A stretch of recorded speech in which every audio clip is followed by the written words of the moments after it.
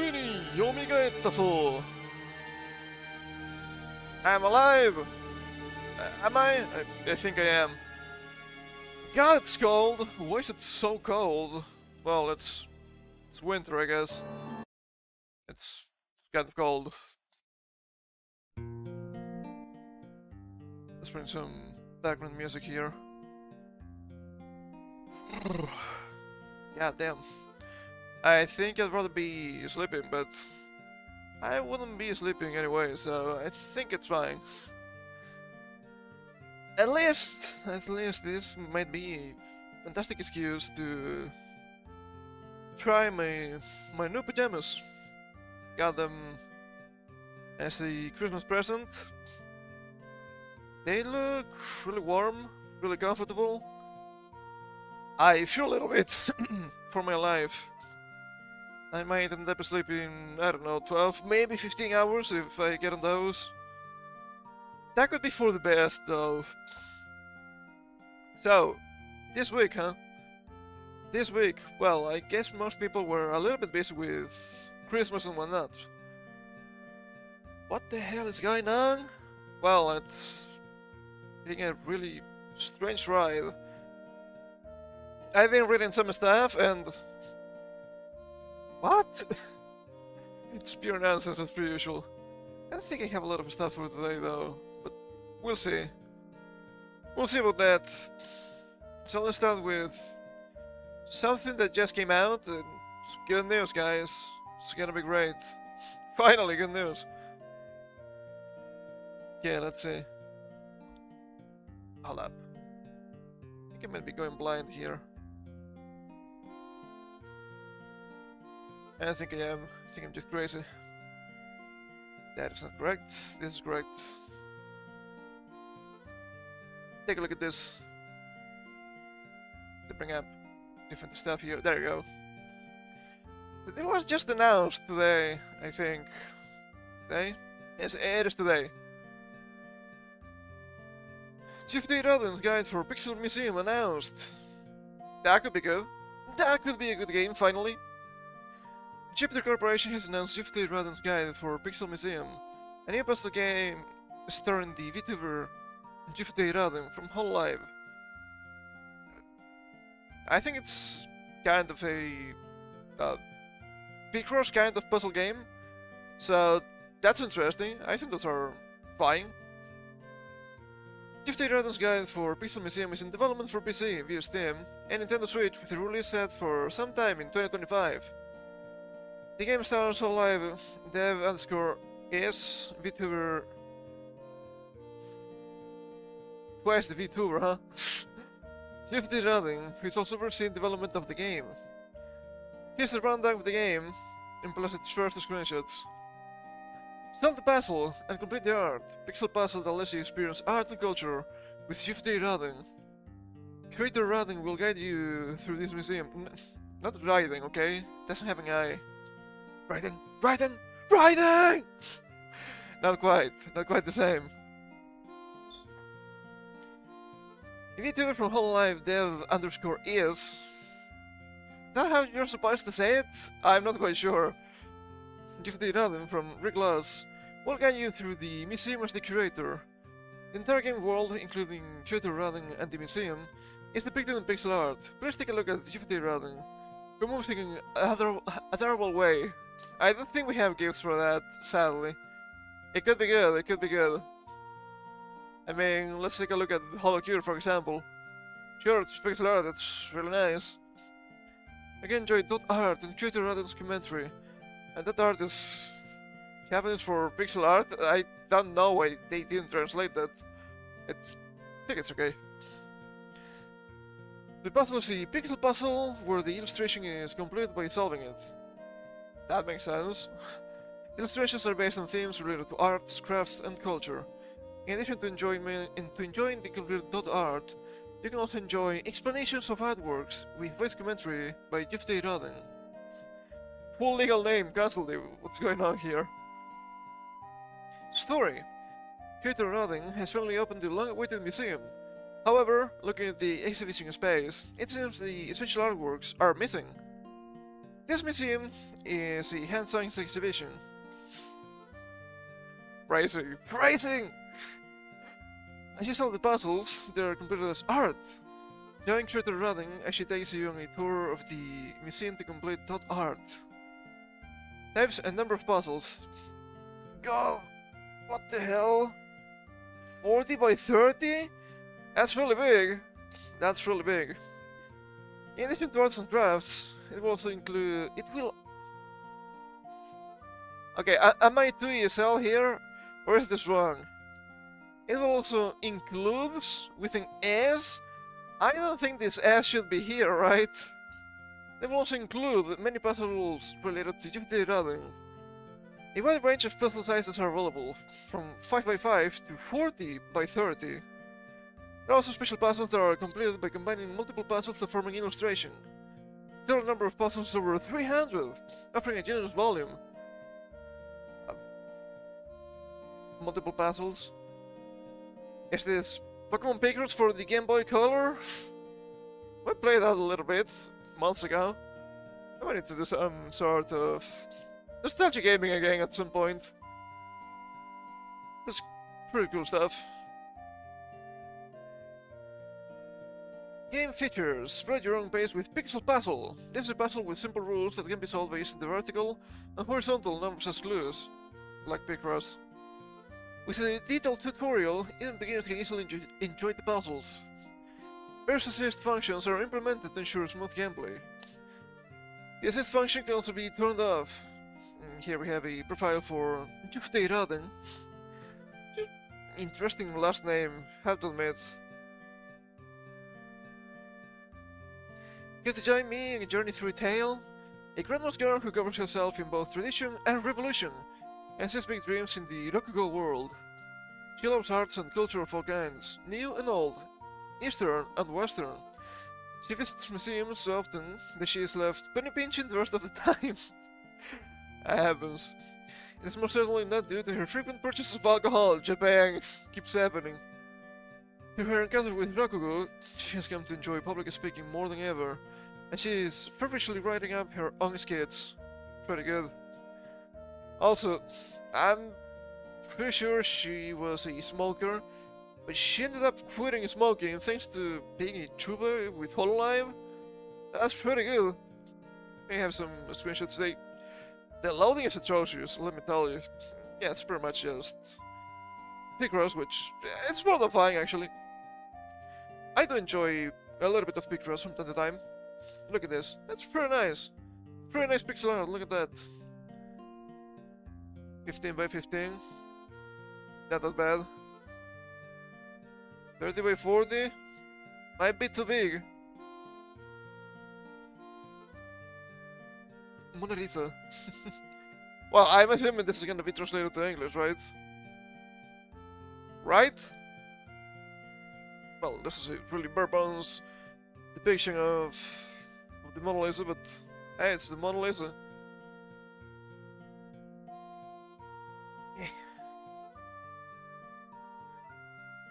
This doesn't seem to be that easy from a stage, actually. Maybe it is. How much is it? 15 by 15, right? Yeah, it's probably not that difficult when you think about it. You have some really big numbers in the middle. So there's that. And when you start completing a little bit from the middle... yeah, this parts here, this... horizontal lines are gonna be much easier to complete too. So that's pretty cool. That's pretty cool. That could be interesting. And it's always fun when they release tuber-related stuff from HoloLive. Even if it's not the most convoluted game or anything like that, I think it's kind of okay. Just a cute little game. Nothing wrong with that. Nothing wrong with that. Oh man, but we have some more stuff. It's the good stuff, it's weird stuff. I'd say it's mostly bad. What else is new? Absolutely nothing. Taking a look here at the side, checking that everything is working properly, I think it is. Apparently the last stream, for some reason, the title was not updated on Kick. I don't know why. I think I forgot. Maybe it didn't update because we had balls in the title. It's a Dragon Balls, okay? I think it's fine. Maybe it was not fine. Who am I to judge, huh? Who am I to judge after all? Speaking of modern games, question mark? I said this the other day, and I thought I talked about this last week. Guess I didn't. I don't know what happened. Maybe we were running out of time. That happens sometimes too. Had this from Game Reporter. The newest new feature can invisibly watermark your game footage so publishers can track down leakers. That seems kind of dystopian. What can you say? What else is new? Well, absolutely nothing. Once again, I wonder how this works, first of all. How can you invisibly watermark something like that? It's really strange, because we're talking about the Nubo. If it was the recording software, I guess that would make more sense. I don't think that's correct. So let's take a look at this. The newest new watermarking feature, a game changer for content security. Security? I guess it sounds wrong. The new by Irdato has introduced a feature at the Game Developers Conference, GDC 2024. I don't know too much about the GDC, but everything I'm seeing, it's actually atrocious for games. So, funny. Funny? Let's call it funny. I'm not curbing the rampant issue of pre-release game leaks. Rampant issue.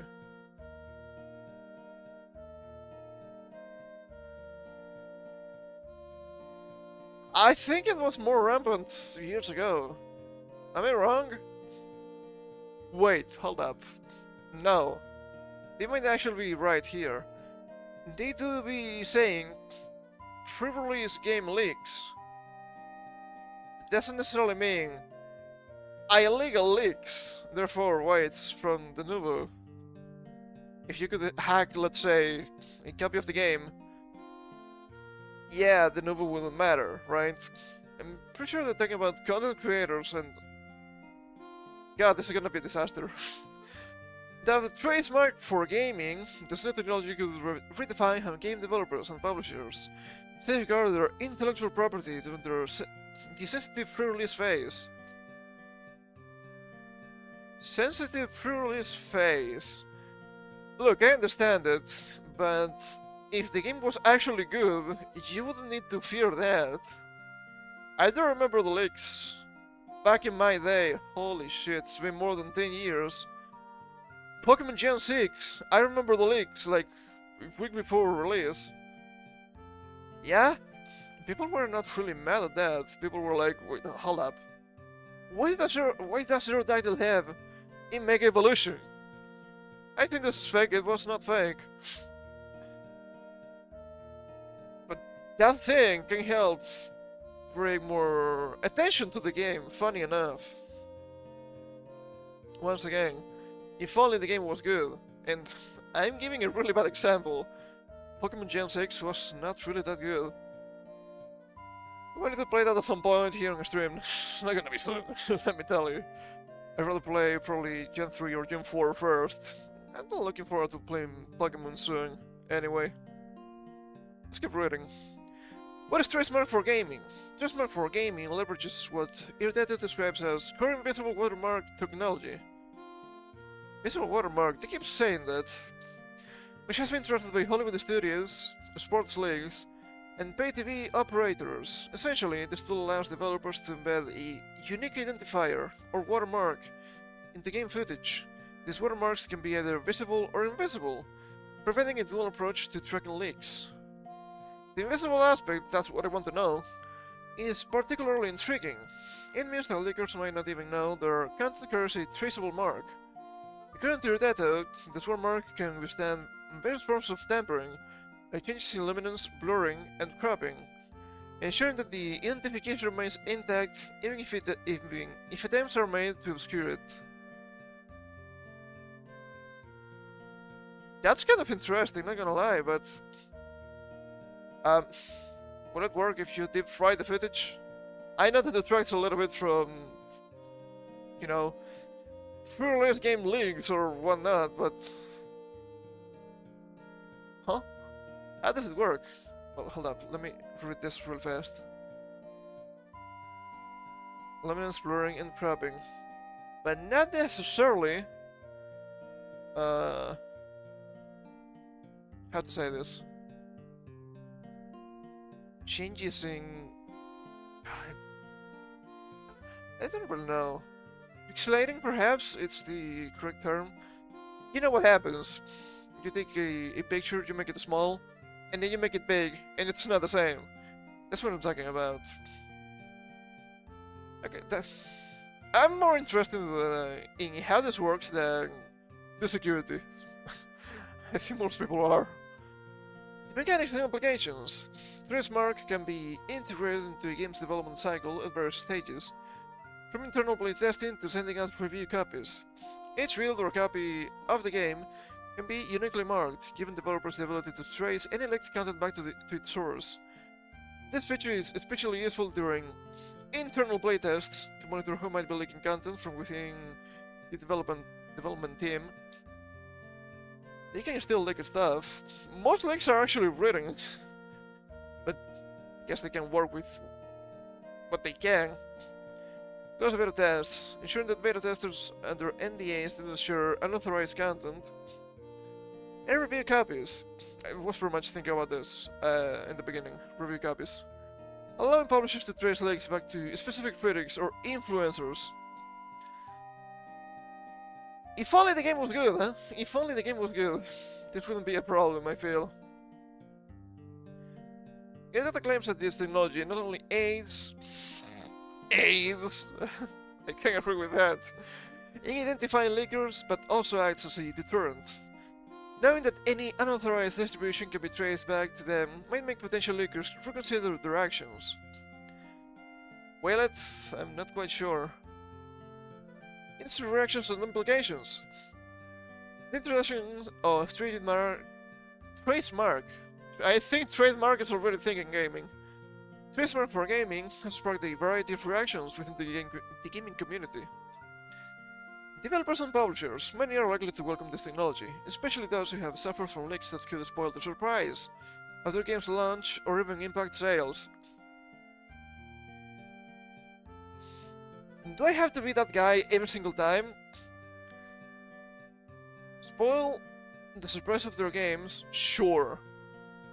Even impact sales. Look, if the game is good, and you're actually selling what you're promising, it's not going to impact sales, like literally ever. That's not gonna be a thing. This only happens because, oh, lo and behold, the game was actually trash all along. So maybe that's the dev's fault. Am I being harsh? Yes. They deserve it? Also yes. The ability to maintain secrecy and control over content distribution could be a significant relief, particularly for high-profile releases. What a strange thing to say! What do they mean by this? Well, we all know what they mean by this. AAA, it's ass, okay? AAA is just pure ass. So that's gonna happen. Once again, if the games were good, if the games were what was promised, this wouldn't happen. So cry me a table, Linda. Also, sure, those bad games having to resort to the nouveau, surely that's gonna be good.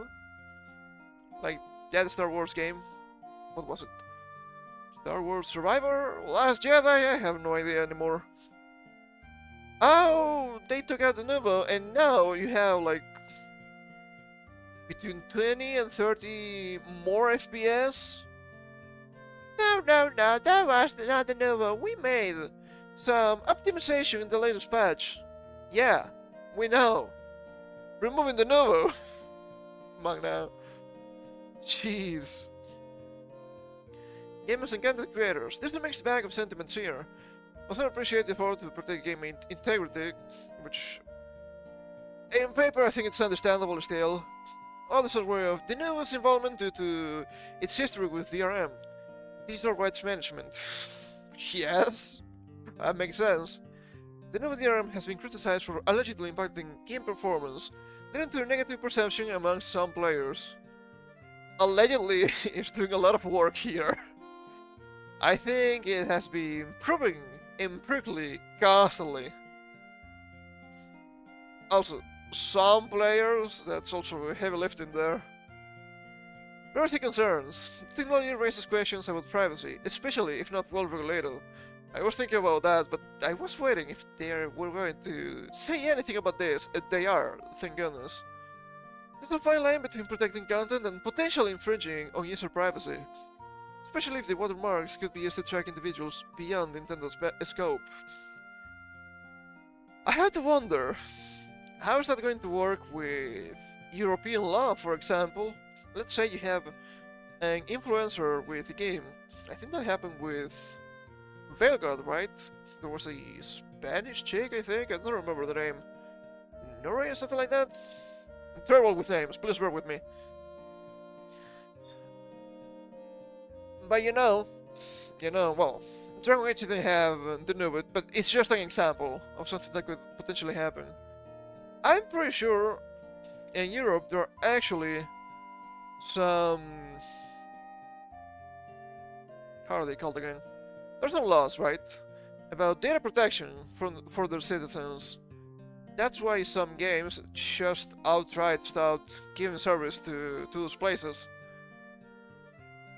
I think it's been a while. I want to say something like Dragonica was one of them years ago. 2017 maybe? It's been a long time. 2017 is almost 8 years ago. God, I feel so old. That could be a problem, that's what I'm trying to say. That could be a real interesting clash, if they actually care about it. We have to wait and see. A step forward or a slippery slope? Well, if it looks like a slippery slope, it probably is, sadly. Just for gaming represents a step forward in content security, but it also possesses ethical and privacy challenges.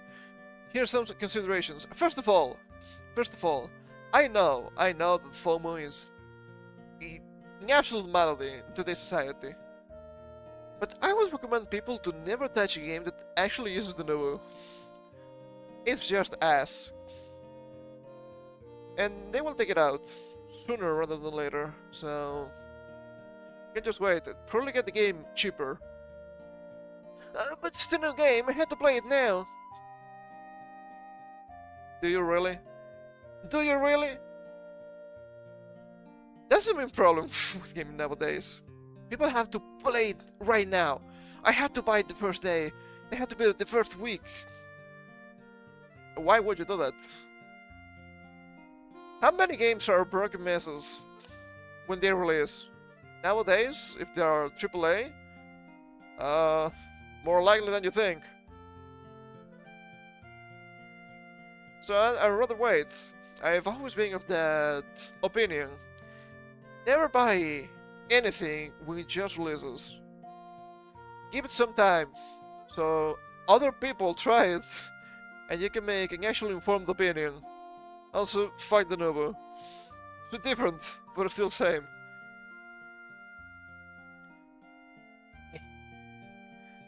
Let's see, effectiveness. While the technology promises precision in tracking, its real-world effectiveness will be tested against sophisticated lickers or those with access to advanced tracking tools, much like them going battle with traditional DRM.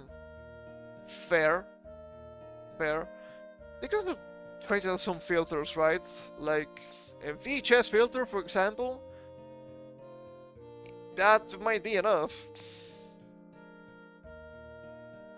Performance impact. There we go. Given the newest history, concerns about whether this watermarking will affect game performance or user experience are valid. Redacted will need to ensure that this feature does not add to the already existing criticism of their products. It will. It will. Because it's doing something in the background. So it's going to affect a little bit. But if it was a different program, sure. We're talking about the Nubu, so people are gonna be mad. More mad. Madder, Even. Mother. Legal and ethical boundaries. That can be a problem too. The use of such technology needs clear guidelines to prevent misuse, ensuring its use is truly for identifying content links rather than broader surveillance. Yeah, you better believe in a surveillance state because you're living in one. It's not just about the UK, okay? It's really bad. The newest trace mode for gaming is undoubtedly an innovative solution for an industry plagued by leaks, but its adoption will be closely watched. Developers might embrace this tool for the peace of mind it offers, but the community will be keen to see if it can be implemented without the downsides that have historically come with renewable solutions. As with all technology that intersects with creativity and privacy, balance is key. For now, we await more feedback from both developers and gamers. Testmark for Gaming stands as a testament to the ongoing battle between content creators and those who would share it prematurely. Also, you had to mention this just in the last line, huh? Content creators and those who would share it prematurely. They are the same. They are the same people, which is funny. Not always, right? Not always, but many times we've seen content creators, influencers and whatnot actually looking at stuff because, well, first of all, they got access to it, so why wouldn't they? But not only that, sometimes even the company's guidelines for content creators and influencers, those, let's say, that access media, I think, people that get their copies before us, the plebeians, sometimes their guidelines are actually really unclear, and they end up releasing stuff before they should, because they were told they actually could do that, even though that was incorrect. So, what the hell? I'm really against that. I'm really against that. It's just the snowball effect. A really annoying one at that. But why wouldn't they? Why wouldn't they? Well, if the game releases, let's say, January 15th, it releases January 15th. Why do some people get it before me? That doesn't make any sense. That doesn't make any sense. Just as an example. And I know that defeats a little bit of the what I was saying before about waiting, right? And but still, if you wanted to buy the game first day, you should be able to. It's kind of messed up when you have people get the game before you. What about the spoilers, huh?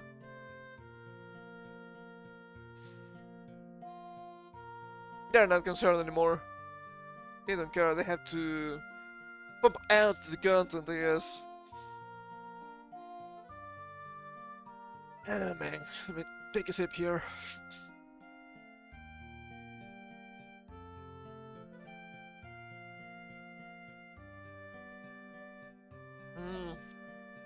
Delicious water.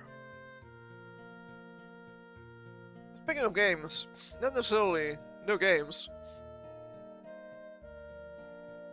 From Automaton, the Star Fox creator says he's personally happy about fan-made Star Fox 64 PC port, even though Nintendo wouldn't approve of it.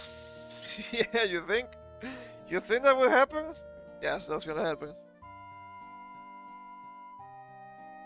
Star Fox character designer Takaya Imamura recently took the social media site, excuse you, still called Twitter, I don't care, to express his appreciation for the fan-made PC port of Star Fox 64.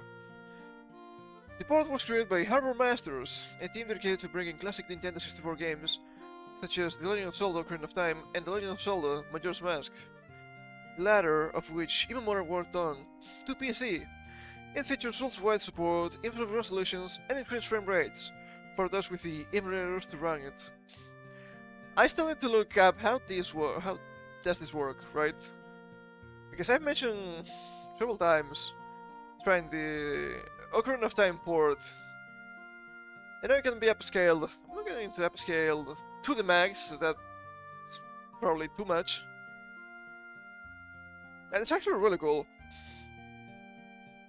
I don't know if they're going to mention some stuff here. Although Nintendo is, as suggested by Imamura, famously strict when it comes to protecting its intellectual properties or IPs, several aspects of the family Star Fox 64 PC port make it legally sound. According to VGC, the fact that the port does not use leaked content or copyrighted assets, as well as the fact that it requires ownership of a illegally sourced ROM to run, it's legal, guys, don't worry about it. Makes it technically illegal. Yeah, I guess it would be actually just like some sort of program to upscale stuff. You can do that with emulators, actually. Some of them, at least. Despite being one of Nintendo's flagship IPs, the most recent entry in the Star Fox franchise is Star Fox 2. It once cancelled a Super Nintendo Entertainment System, Super NES, title that didn't see official release until 2017 on the SNES Classic Edition. I remember that, being a while. Taka Imamura, fully aware of Nintendo's penchant for shooting down fan-made creations of its properties, is still happy that PC players can enjoy Star Fox 64 in a modern light. He has asked for a Nintendo Switch port of Star Fox Zero in the past, and is working on Omega 6, the Triangle of Stars, I don't know what that is, which is a video game adaptation of his Omega 6 manga that draws inspiration from The Legend of Zelda Breath of the Wild. That could be interesting. I guess they didn't mention it here, but these PC ports apparently open the possibility for mods and whatnot, which is always cool. Probably easier to manage than, let's say, ROM hacks. I know that's kind of a dirty word. Not work. I think it's a good work. So there's that. There's that. No replies. Unlucky. And I also read a little bit about him releasing the PC port for Majora's Mask earlier. It's not been that long since this, so it's actually pretty cool. So how about now? Super Mario 64, maybe? It's another big name. You can only imagine the amount of mods you could have for that one. I've seen some, let's say, ROM hacks. I don't know if it's the correct terminology for 64. And they seem pretty interesting. Last one I've seen was Goku instead of Mario, which is rather unique. That's actually quite interesting, I have to admit. I'll be back.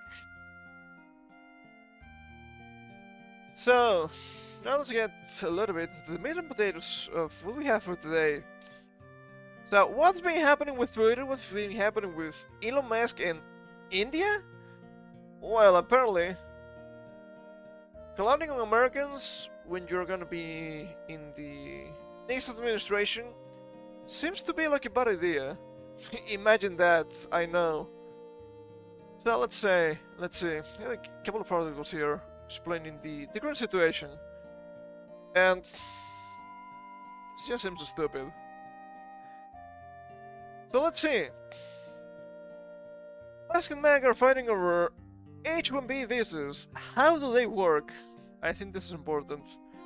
What are they and how do they work?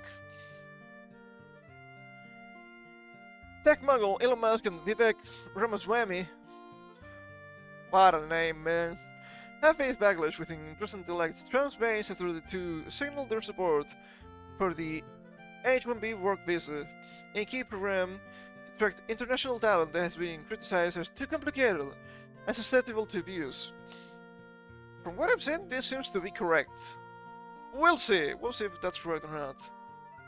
The backlash heightened on the tech billionaire social platform Twitter within the last week, as Vivek and Elon have faced scrutiny from some in the GOP, that's great old party, that's the Republicans, right?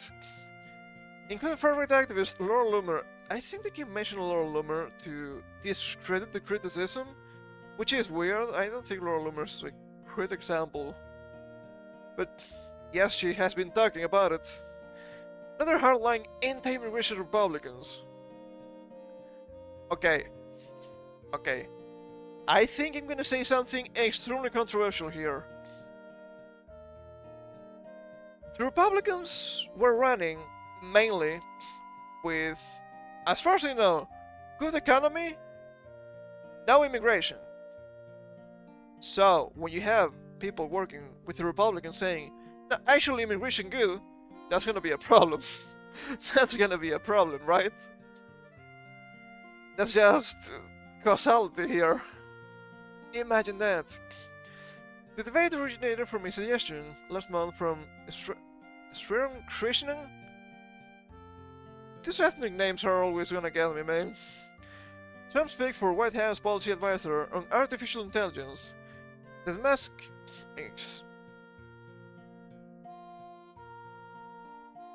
Did Musk examine removing caps on green cards for skilled immigrants?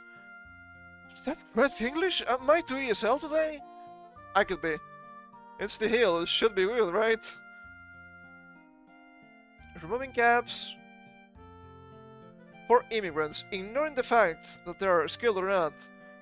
It's going against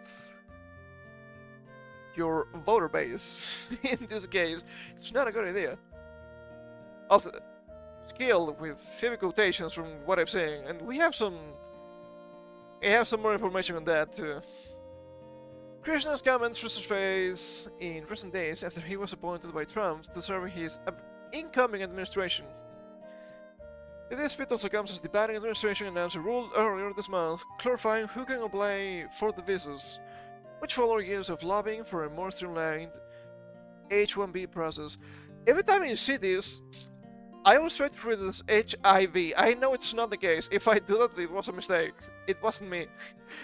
I did not hit her, okay? Some Democratic lawmakers will be called on the Biden administration to address gaps in the immigration system to prepare for the incoming Trump administration's suspected crackdown on immigration. So, the Biden administration was being a little bit logical, finally. Imagine that. Here's what you need to know about the H-1B visa as the program continues to make headlines. Finally. Let's see. What is an H-1B visa? The H-1B program is for employers looking to hire people into specialty jobs who are lawfully admitted to the US but are not lawful permanent residents, generally defined as tourists, students, or temporary workers. Well, in this case, it would be a temporary worker, right? By definition. Visas are typically valid for 3 years, though they can be extended for up to 6 years, according to the Labor Department. Okay. These specialty occupations require specialized knowledge and at least a bachelor's degree its equivalent, according to the department. Remember this line here, because I don't think that is true. We have some information on that. The purpose of the program is to help employers temporarily hire qualified workers with certain skills and abilities that cannot be obtained from the US workforce. The purpose, the theory, that's not what's happening, I don't think. Well, I know it's not happening. Not only this, at least. Okay, sure. We can agree to some extent that importing people that are high skilled could be a net benefit for the country. Isn't it a big problem that they are not staying in the country? Is it not the problem that they're not actually naturalized? They're just temporary workers, and at best, can only be 6 years. Right? Especially if you're campaigning as a right-winger, trying to make America great again and bring back jobs to the Americans. This is the opposite of what you should be doing. Right? Am I going crazy? Am I smarter than your average politician? More likely than you think. Maybe not smarter, not as slimy. Important difference. Let's keep reading here. What is the H-1B application process? People looking to apply for the program must file an application for the visa with the US Citizenship and Immigration Services. Makes sense. Which includes certain application fees. Sure. Applicants are required to have a valid passport and documents showing that they are a qualified individual in this specialty occupation as well as proof of valid job offer from a US employer that is willing to sponsor the visa. Okay, I think that makes sense. Once again, that's not what's happening. That's the problem. Employers must also file Form I-129, known as the Petition for a Non-Immigrant Worker, with USCIS on behalf of the employee describing the job, employee's background, and foreign worker qualifications. The USCIS said it would be publishing, a revised edition of the form January 17, 2025, in accordance with the recently announced rule. Interesting. How many people can be awarded H-1Bs? The Department of Homeland Security, the DHS, through USCIS, is legally limited to award 65,000 H-1B visas per year, with an additional 20,000 for applicants with advanced degrees. Many non-profits are exempt from that cap. Oh, that's one spicy meatball. Now, many non-profits are exempt from that cap. With all the stuff we've been reading for the past year, I completely understand why people hate non-profits. It's only fair to hate them. H-1B petitions subject to the cap regularly exceed the number of legally available visas, which are issued annually at the start of the fiscal year. Applicants are chosen by a lottery system for review. Lottery system. That's not a red flag at all. Meaning eligible applicants are often denied due to chance. That is fucked up. What the hell? Cap-exempt organizations can petition for H-1Bs year-round, and they are not subject to a statutory limit. I know how to read, I promise. That's a little bit strange. So, that's the H-1B. Now, what's going on? Why are people mad? Well, let's take a look at this. From Deadline. Is that a movie? I think it is, right? That makes sense. That pretty much sums it up. Elon Musk defends H-1B visas amid the split between Trump tech bros and MAGA right. Oh, imagine that. Right-wingers are actually right-wingers? No! I just don't believe you! Come on. Stop being disingenuous. The past couple of days have exposed the issue in Donald Trump's coalition over H-1B visas. Used by major tech firms. Tech firms. I know how to read, I promise. And some major media conglomerates to lure highly skilled workers to employment in the US.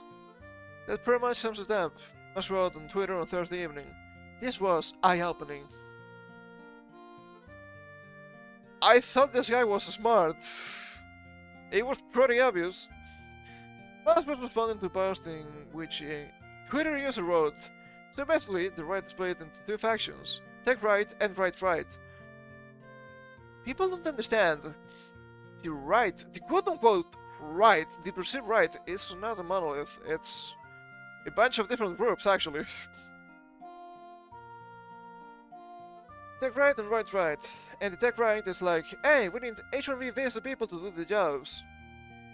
Neil? I don't think that was correct. And the right was like, no, you need to hire Americans. That's what the right says, so that's consistent. And the tech right is like, but you guys are retarded. And the right is like, well, you don't train us. And the tech right is like, you can't train being retarded. And while all this was going on, we learned some people really don't like Indians. I don't think this is actually the tech right. I think this is just tech. If this was actually right-wing, they wouldn't be disrespecting as such their fellow Americans in favor of immigrants. You have to remember, Elon Musk is not American. He is South African. So, I think this tech right's name is actually wrong. This is just, we'll say this is just globalist bullshit. Once again. Musk, himself an immigrant, also wrote that maybe this is a helpful clarification. I'm referring to bringing in the illegal immigration the top 0.1% of engineering talent. It's being essential for America to keep winning. For America to keep winning. How exactly is America winning? And I'm just talking about tech, okay? I'm just talking about tech. Is tech better right now than, let's say, 15 years ago? I don't think it is. I don't think it is. What happened? Well, apparently they keep hiring immigrants. Apparently. People say that. I'm not quite sure. That wouldn't be surprising. Also, how is America gonna keep winning if you keep fucking over Americans? That doesn't make any sense. Why would you say that? It's like bringing in the Chakis or Wembis of the world to help your whole team, which is mostly Americans, win the NBA. Think of America as a pro sports team that has been winning for a long time and wants to keep winning. It's the right mental construct.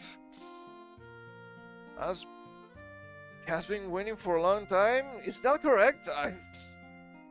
That's too optimistic. I don't think that is true. Not nowadays, at least. But the divide between Musk and other Trump-supporting tech tycoons and traditional MAGA came to a head on Thursday. That's when Vivek, who is partnered with Musk and operated to run the federal government, posted on Twitter on Thursday. The recent top tech companies often hire foreign-born and first-generation engineers over quote-unquote Native Americans isn't because of an innate American IQ deficit, a lazy and wrong explanation. A key part of it comes down to the C word, culture. What a strange thing to say!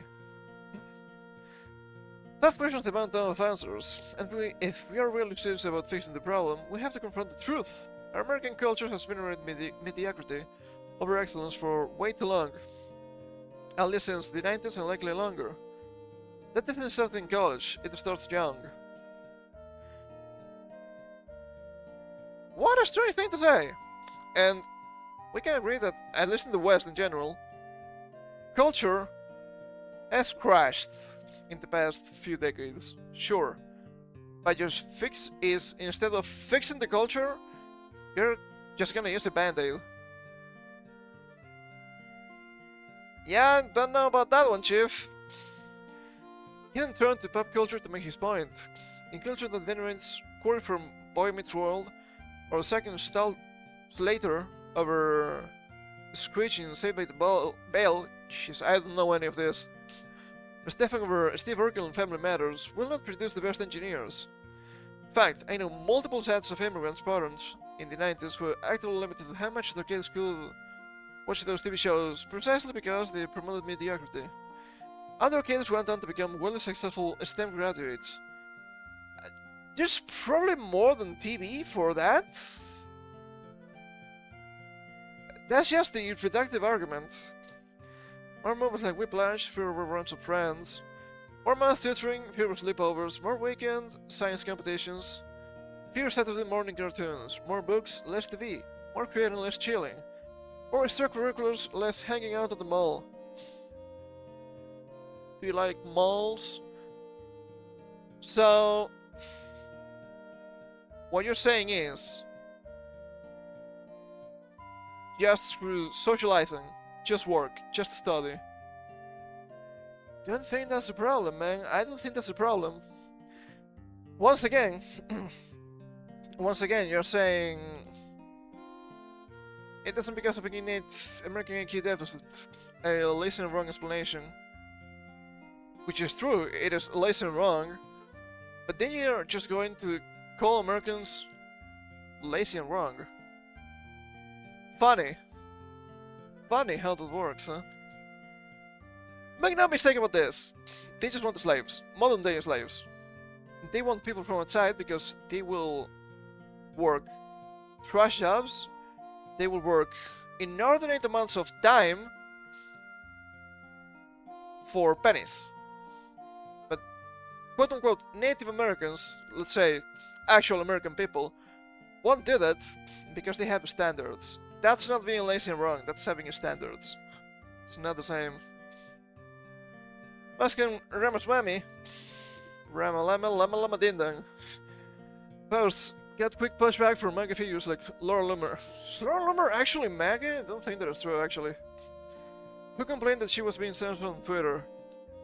Well, she mentioned something about losing her blue checkmark, but at the same time, didn't she change her profile a little bit?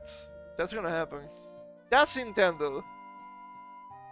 The use of H-1B visas is being a flashpoint among Trump supporters. During his 2016 campaign, Trump bashed the use of highly skilled foreign workers, and as the Florida primary approached, he cited the Walt Disney Co.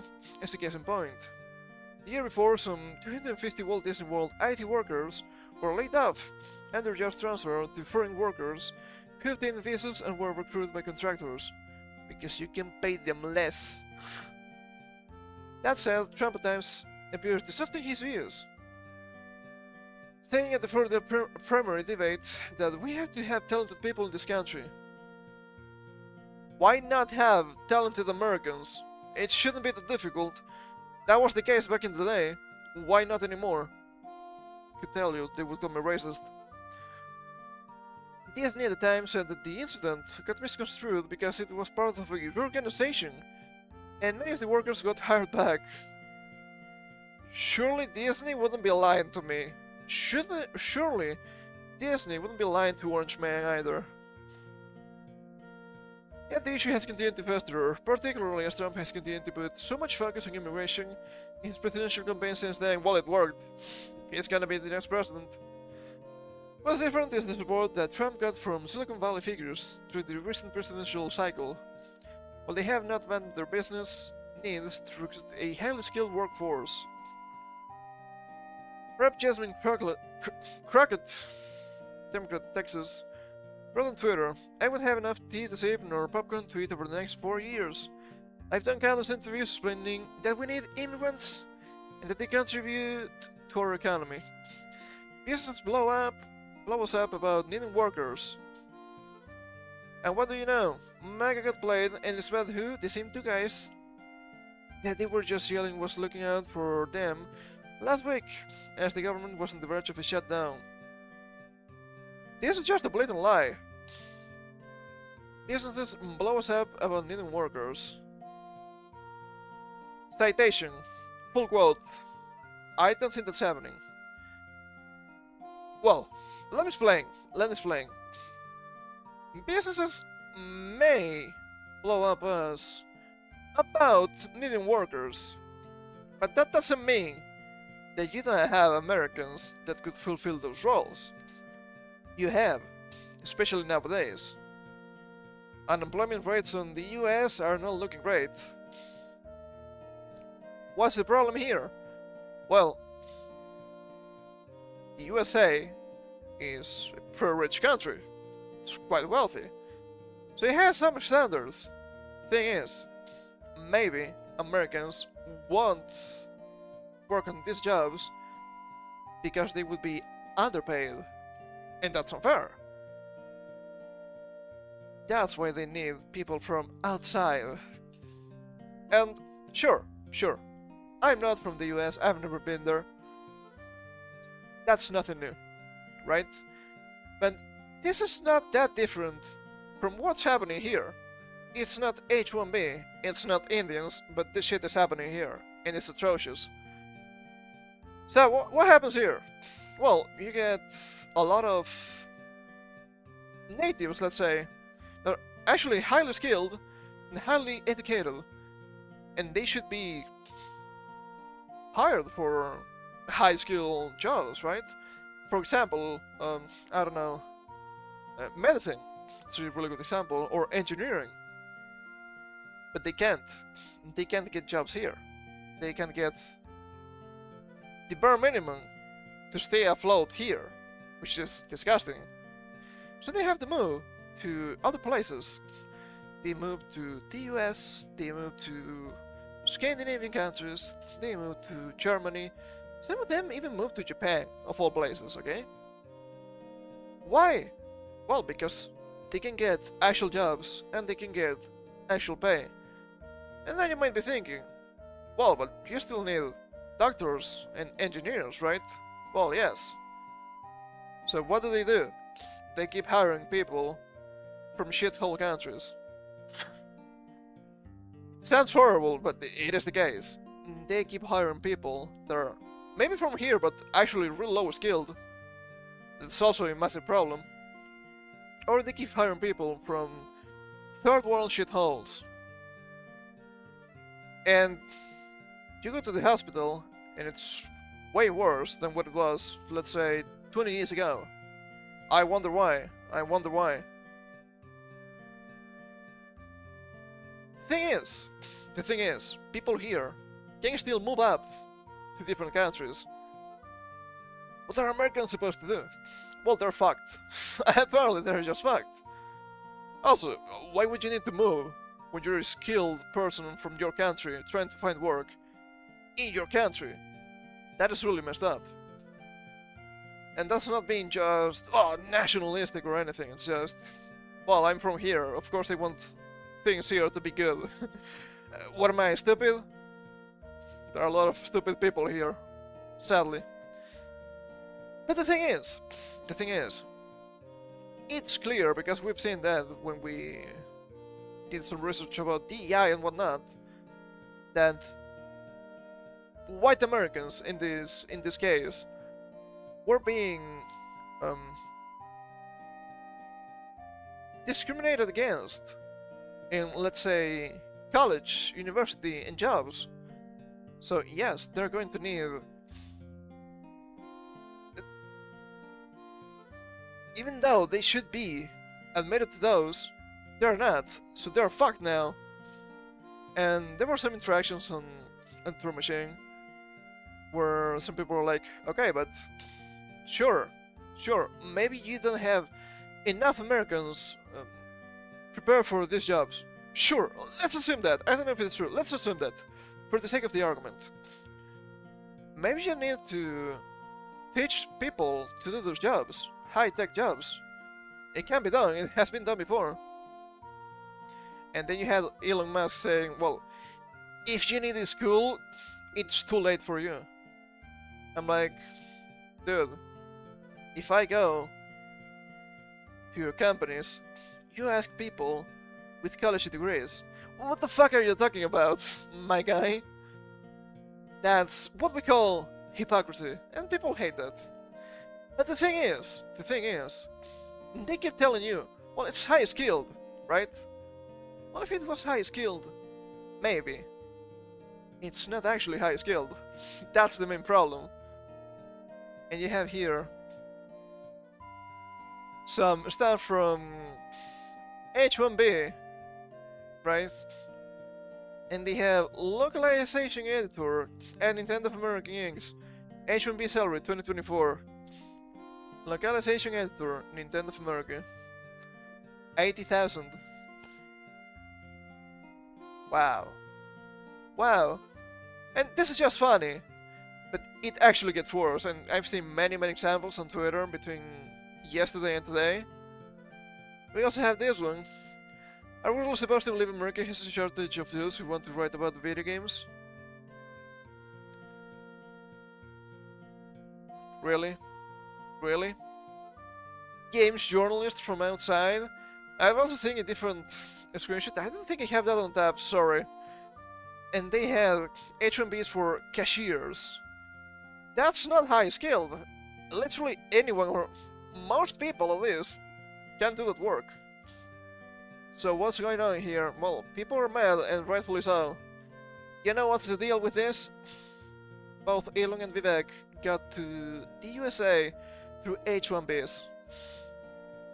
That's the problem. They have to defend that because that's how they got into the country. It's real sad. It's real sad. Well, then you also have Elon Musk saying, well, but you need highly motivated engineers and whatnot. You mean highly motivated slaves? You're going to pay them pennies, and they will accept pennies? Because those pennies are a lot of money in India? Yeah, I don't know, man. I don't know. And then people will call me crazy when I say, but these globalists, want a new feudal system. These are the new serfs. It's quite literally what's happening. Demonstrably so. But people will call me crazy. Ah, man. Strange times we live in. Speaking of the US law, strange segue here, but I think it's also interesting. I don't know if he can do this. From The Guardian, Trump asks the US Supreme Court to pass ban or divest law for TikTok. Can he do that? I don't think he has been invested as the president. I don't think that's legal. Well, everyone can ask, right? So I guess that's fine. Court will hear arguments in case that could see app banned, the app banned in US if not sold to American firm by January 19th. President-elect Donald Trump has urged the US Supreme Court to pass implementation of a law that would ban popular social media app TikTok or force its sale, arguing he should have time after taking office to pursue a political resolution to the issue. I don't know about that, man. The court is set to hear arguments in the case on January 10th. The law would require TikTok's Chinese owner ByteDance to sell the platform to an American company or face a ban. The US Congress voted in April to ban it unless ByteDance sells the app by January 19th. It hasn't happened, so get banned! TikTok, which has over 170 million US users, that's like half the population. That's a lot. Its parent company have sought to have the law struck down, but if the court does not rule in their favor and no divestment occurs, the app should be effectively banned in the United States on January 19th, one day before Trump takes office. Trump's support for TikTok is a reversal from 2020, when he tried to block the app in the US and force its sale to American companies because of its Chinese ownership. What happened? What's going on with Orange Man here? I don't understand. It also shows the significant effort by the company to forge inroads with Trump and his team during the presidential campaign. Oh god, did they buy Orange Man? President Trump takes no position on the underlying merits of its dispute, said D. John Sauer, Trump's lawyer who is also the president-elect's pick for US Solicitor General. No vested interest at all. Instead, he respectfully requests that the court consider staying the ex-deadline for the investment of January 19th, 2025, when it considers the merits of this case, thus permitting President Trump's incoming administration the opportunity to pursue a political resolution of the question at issue in the case. Yeah, I don't think that's political. I don't think that's political at all, so that doesn't make a lot of sense to me. Trump previously met with Shoji Chu? Is that correct? The TikTok CEO in December. Chu? Hours after the president-elect expressed he had the warm spot for the app, and that he favored allowing TikTok to keep operating in the United States for at least a little while. But why? Why deny 180? I don't understand. The president-elect also said he had received billions of views on the social media platform during his presidential campaign. Oh, now TikTok is good because you were there? That is a weak argument, I have to admit. He can be right for the wrong reasons. The company has previously said the Justice Department has misstated its ties to China. China? Arguing its content recommendation engine and user data is stored in the US. It's stored in the balls. On cloud servers operated by Oracle, while content moderation decisions that affect the US users are made in the country as well. Isn't this just a blatant lie? Wasn't it demonstrated that it was actually going to China and then coming back to the US? I have no idea. Free speech advocates separately told the Supreme Court on Friday the US law against TikTok evokes the censorship regimes put in place by the US authoritarian enemies. You are not defending free speech by defending a platform that doesn't defend free speech. That's the main problem. Because it's TikTok, and some stuff you cannot say there. So you're not defending free speech. I'm sorry to tell you this. Not actual free speech. Justice Department has argued Chinese control of TikTok poses a continuing threat to national security. Got my eye. A petition supported by most ES lawmakers. Austin Nelson, the Montana Attorney General, led a coalition of 22 Attorneys General on Friday in filing an amicus brief asking the Supreme Court to uphold the national TikTok divestiture ban legislation. It's not the only app with short videos, my guys. Nothing of value will be lost. And sure, I can agree that banning stuff is usually bad. But at the same time, it's TikTok, it's actually heavily censorious. So, why should we... Why is that defending free speech? That doesn't make any sense. It's just pure nonsense, dude. I don't get it, I don't understand. I guess the app is useful for some people. And I'm not just talking about China. We'll know what they promote on TikTok. It's quite disgusting. It's actually quite disgusting, man. But since it serves some sort of purpose, well, there's nothing you can do about it. Sucks to suck, I'm afraid. Yeah, it's so ass.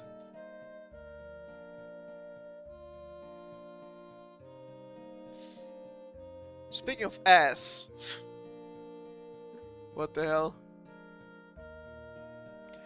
Let's move on to Crunchyroll, shall we? Crunchyroll employees reveal merchandise sales are struggling after writer stuff accusation due to Sony's decision to drop crazier adult manga and toys. Imagine that. Imagine my shock. Not worth to be saying. According to a new report, the Crunchyroll purchased online anime merchandise retailer Writer Stuff with the objective of strengthening their own operations. The acquisition has since proven less than profitable, thanks to their parent company Sony's ongoing turn to Puritanism. They bought a big chunk of Kadokawa. Remember that. It's gonna be us. The dominoes that led to this outcome first began to fall in August 2021, when after roughly 2 years of negotiations and a full-blown antitrust probe from the US Justice Department, Sony completed the purchase of Crunchyroll from the parent company AT&T for an impressive of... That's not 1,000 billion, right? That's 1.175 billion, right? That's still a lot of money. Excuse me.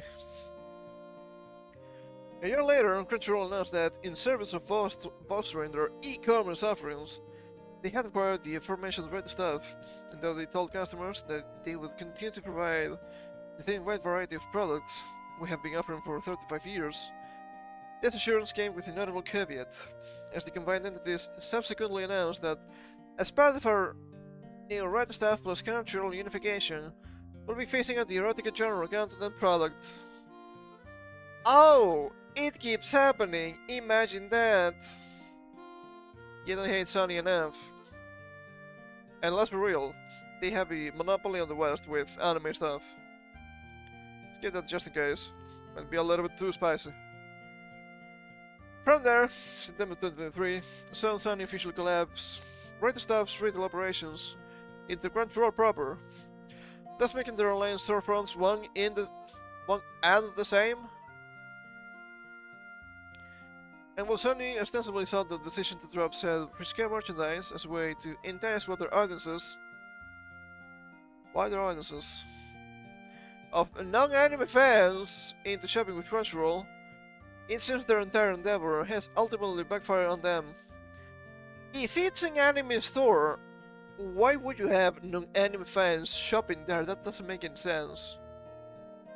Why would you do that? I don't expect to see vegans in the butcher shop either. What are you trying to say? It's always this strange obsession with the wider audience that makes no one happy.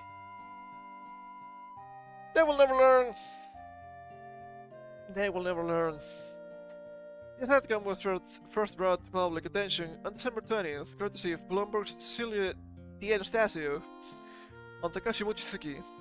They themselves had reportedly learned the relevant information via personal interviews conducted with 18 naked cowboys in Crunchyroll branch, meaning 18 current and former Crunchyroll employees. It's probably similar, I have to say. Further sources, the Sony-owned anime streaming service is currently struggling to both retain paying customers, with their monthly customer turnover rates sitting upwards of 8.5%, and capture the attention of viewers with a cited survey of over 4,000 Americans conducted earlier this year by the online gaming and entertainment site Polygon? That's a joke, dude. What the fuck? Noting that 76% of Gen Z anime fans watch shows on Netflix, compared with 58% on Crunchyroll. It's Polygon. That's Normie City. I don't think that's your core audience either. What the fuck? They're not even fans. Come on, man. What the fuck? These sources also informed the pair of reporters that Crunchyroll's purchase of Right Stuff was meant to help their identity crisis. I don't think it's helping. As executives also hoped, merchandising will help retain subscribers and boost revenue. It's happening? Don't think so. Be as convenient to manga comic books. Strange wording, if you ask me. Between anime seasons, instead of posting their monthly fee, or purchase collectible figures of their favorite anime characters, they explained. After taking over the anime merchandise retailer Right Stuff for an undisclosed sum in 2022, Crunchyroll's online store was poised to offer manga, DVDs, and toys. Excuse you, they're figures, okay? It's not the same. Unfortunately, 3 former employees admitted that instead, the business has shrunk since the acquisition. Imagine that! People don't like Crunchyroll, people don't like Sony. I wonder why. Also, this is Gen Z. If this was millennials, I'm pretty sure 76% would be sailing the 7 seas. The first reason said to have contributed to this result, most notably the fact that the Sony asked Crunchyroll to pull the raise your adult manga and toys that formed about 5% of Right Stuff's revenue. If that's the only place to buy those, and you take them out, people are gonna be really mad. Why are you doing that? Stop it! It's not good. As of writing, neither Sony nor Crunchyroll have offered any specific comment on either the financial costs of their puritanism, which is never gonna happen, nor any of the other relations found with the Anastasia in Mochizuki's article, with the only official communication from either being a standard PR statement giving in response to Bloomberg's request for comment. There's never been a more exciting time to be an anime fan, and we are strategically fitting a pipeline of anime content and experiences that fuels that fandom, deepens the love of anime, and exposes more audiences to the medium. But the anime distributor, what a bunch of bullshit! What a bunch of bullshit! That's just a lie. Deepens the love of anime? I haven't seen as many antis as nowadays. What do you mean? Exposes more audiences to the medium? Yes, that's the problem. That's the problem. What are you doing? The Crunchyroll business is outperforming our financial expectations, and the company is well positioned to continue to grow alongside the rising global demand for anime.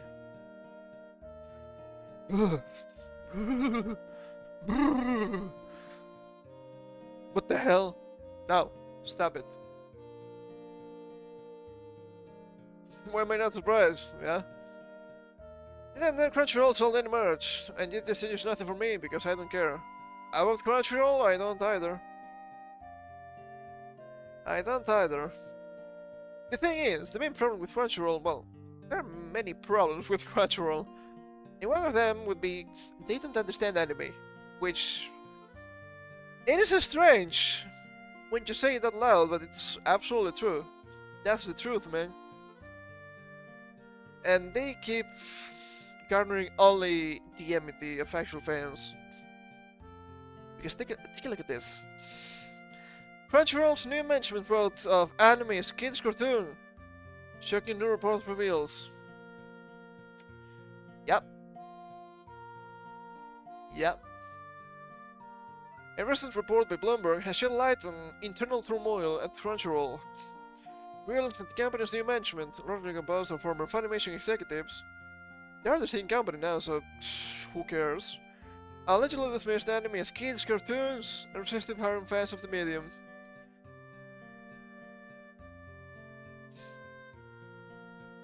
It's been more than 20 years. It is still the same talking points.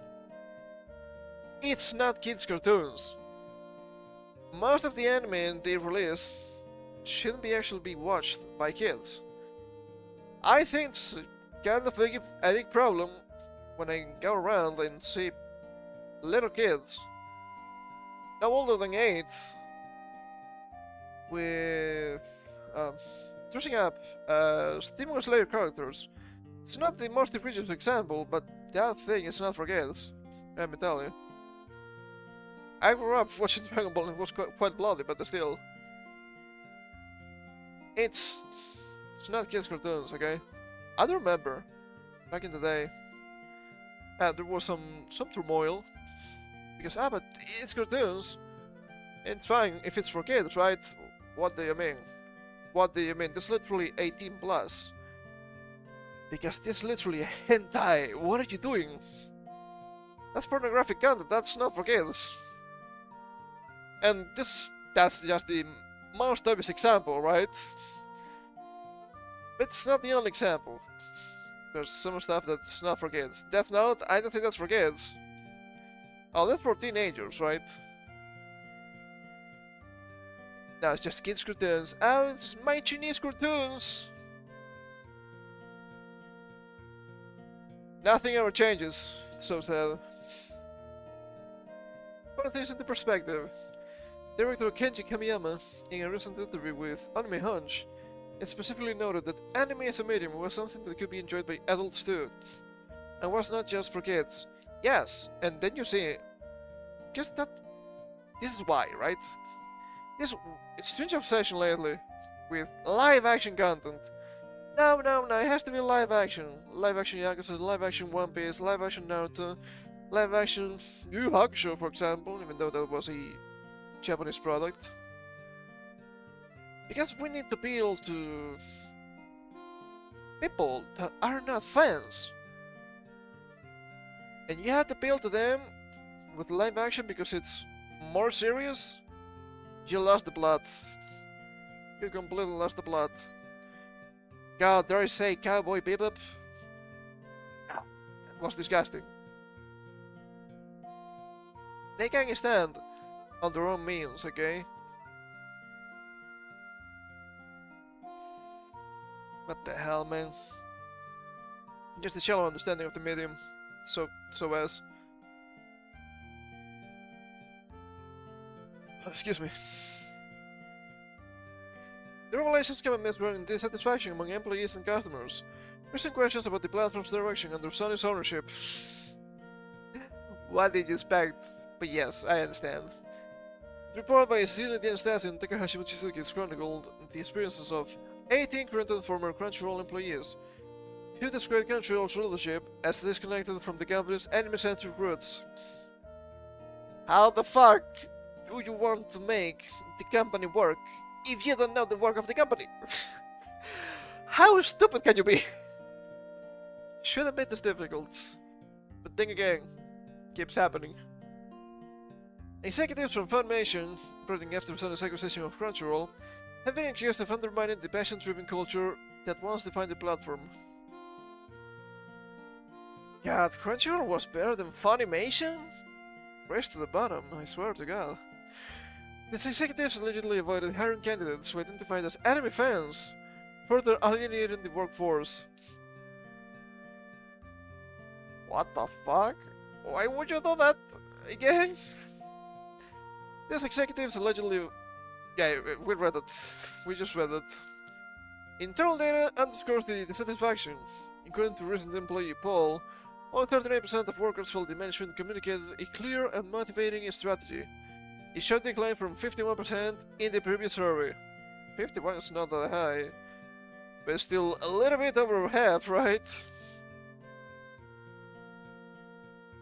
Employees reported a growing sense of uncertainty, especially as the company has undergone 3 rounds of layoffs since the acquisition. It's gonna keep happening. With another reorganization planned for early 2025. Oh god, someone's getting killed again. The new management strategies have also frustrated customers. Many were outraged when Crunchyroll announced that digital anime purchases made on Funimation's platform would not carry over during the transition, leaving users without access to their paid account. That's just trashy. I feel that's been happening a lot lately, but that's just trashy, man. I need to blow my nose. Give me a second.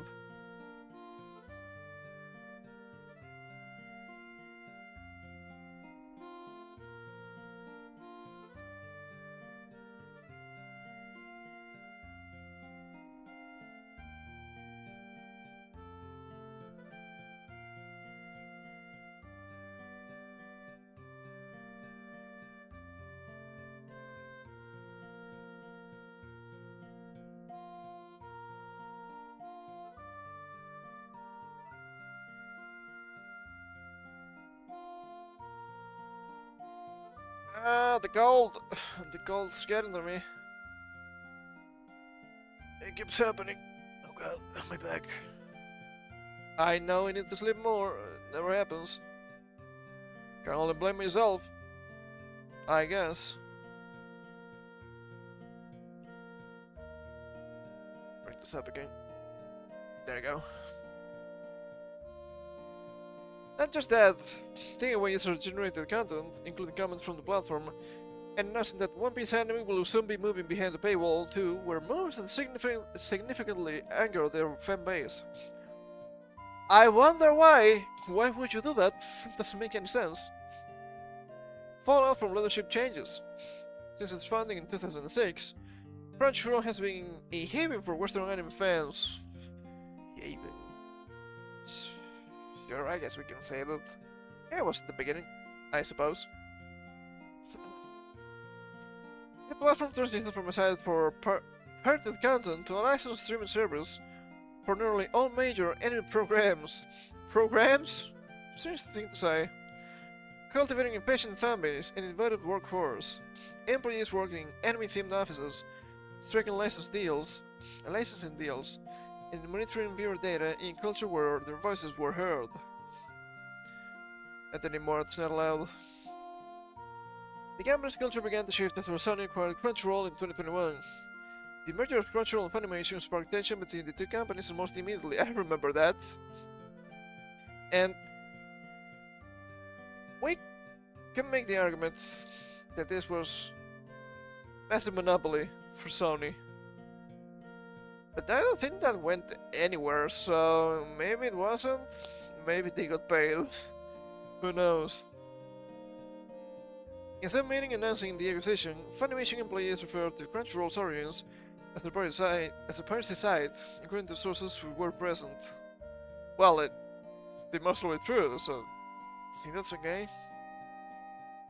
In the following months, Crunchyroll CEO Colin Decker and General Manager John Wage, I have no idea, departed the company, leaving a leadership vacuum that further destabilized the organization.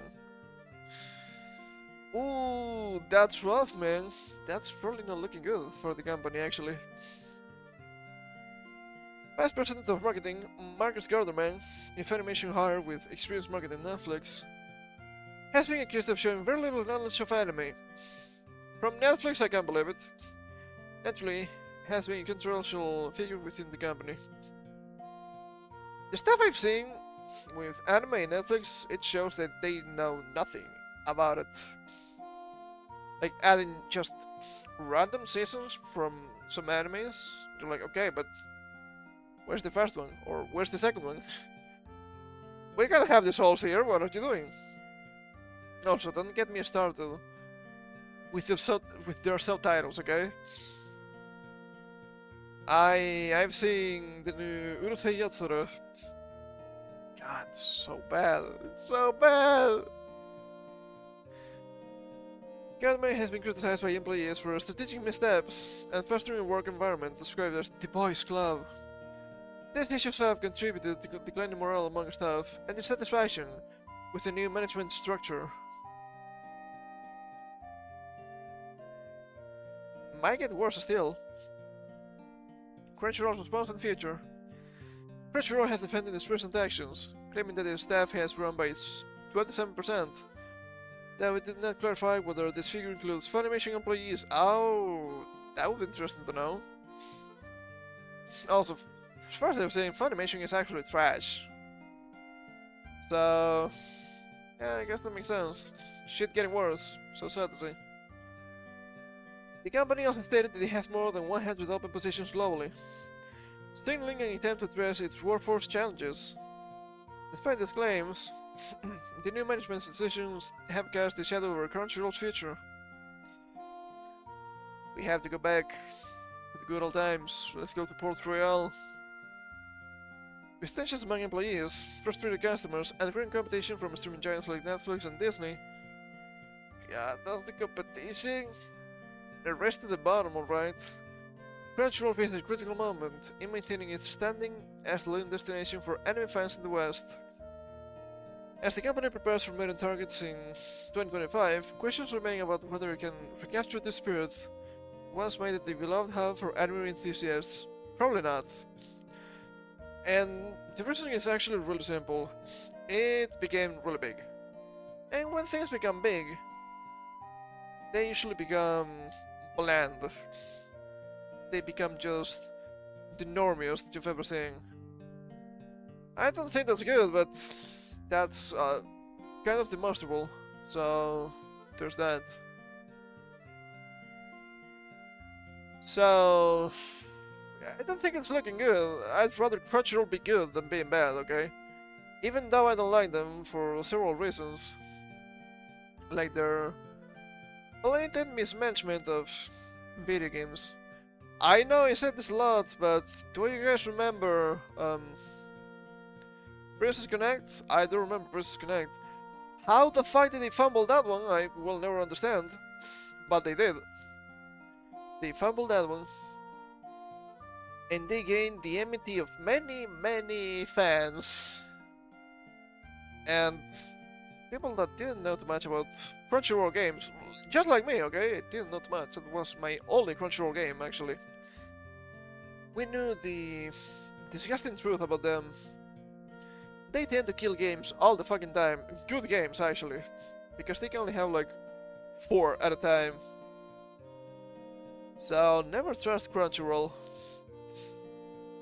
It's so disgusting. It's so disgusting and sad. Speaking of disgusting and sad, this is gonna be a long one, but it's gonna be a good one, I think. Google search changes are killing websites in an age of AI spam. Google's major search algorithm updates this past year have left many small websites with no other choice than to lay off staff. The internet is worse for it. I've been talking about this for a long time. It's not just AI. We could accuse Google, I guess, but it's not just AI. The internet is becoming worse and worse. Sadly, it's something I actually like. But have you tried using Google lately? Especially on Google Chrome. It barely works. It actually barely works. You get a lot of auto-generated stuff, you get a lot of malware sites. It's actually disgusting. To the point where I have to constantly use alternative, not browsers, also browsers, but for different reasons, but search engines. Nowadays, I don't think Bing is that bad. How the mighty have fallen. Like again, it's come to reveal its home after being stepped on. A small website trying to grab Google's attention after falling off the company's search algorithm can feel helpless. Just pay, bro. Just pay. It's that easy. That's how Brandon Saltalamacchi... Is that Italian? Sounds kind of Italian. Could be wrong. Owner of a handheld gaming website, Fred's Dodo. Self-fulfilling name, I suppose. Has been filmed since last September. That's when Google issued a major update that once again shifted the balance of how people find information online. A system that's always been somewhat precarious. I guess so. The helpful content update, as Google calls it, is probably quite the opposite.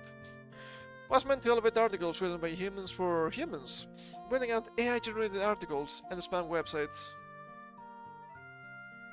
Is that actually happening? I don't think that's the case. The Telemarket site is one of many smaller websites whose traffic dried up after the update. Some large outlets seem to be the major beneficiaries. Do they pay? If they pay, that's fair. Tens of thousands of independent site owners have now been put into that funnel, and we can't seem to get out of it, said Saltalmakia when I interviewed him earlier this June. It's been 8 months now. Most of us are all out of cash. Yeah, they hate the new internet. And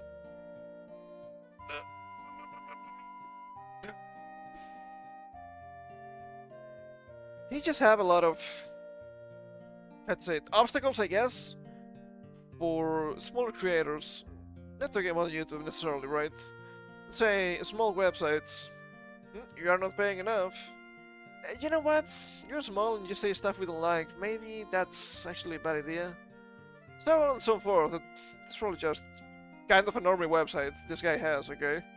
I'm not saying he's oh so spicy.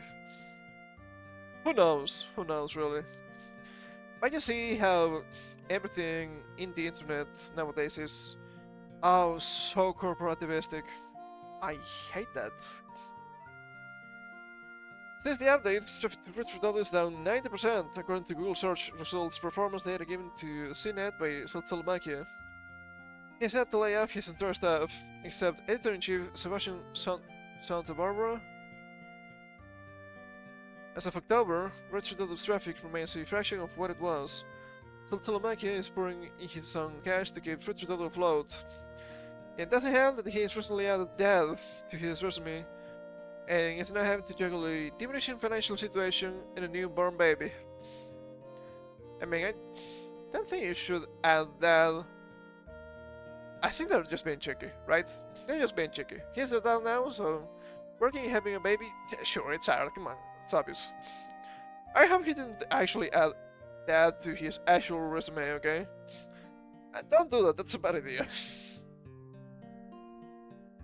His blog post, in which he argues that Google is killing smaller sites like this, like his, went viral among the SEO, or search engine optimization, community earlier this year, and so it has brought him lots of attention.